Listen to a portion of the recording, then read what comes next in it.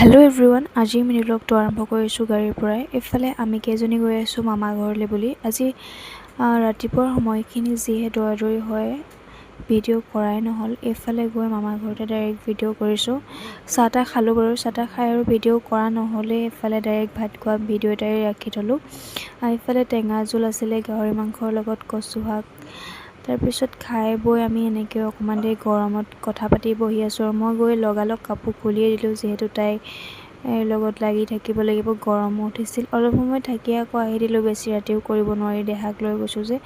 দেহা হোৱাৰ পিছত আচলতে এনেকৈ প্ৰথমবাৰৰ বাবে আজি উলিয়াই লৈ গৈছোঁ তাইক। ঘৰলৈ এবাৰ গৈছিলোঁ বাৰু, তথাপি মামী ঘৰলৈ আজি প্ৰথমবাৰ লৈ গৈছোঁ তাইক। গৰম পৰিছিলে কাৰণে মই কাপোৰযোৰ লগালগ গৈ খুলিয়ে দিলোঁ আৰু তাৰপিছত আহিয়ে এইফালে আহোঁতে আন্ধাৰে হ'ল। দেহা আহোঁতে শুইয়ে আহিলে ৰাস্তাটোত। এইফালে আঁঠুৱা তৰি দেহাক মই শুৱাই দিলোঁ। আজি মিনি ব্লগটো ইমানেই।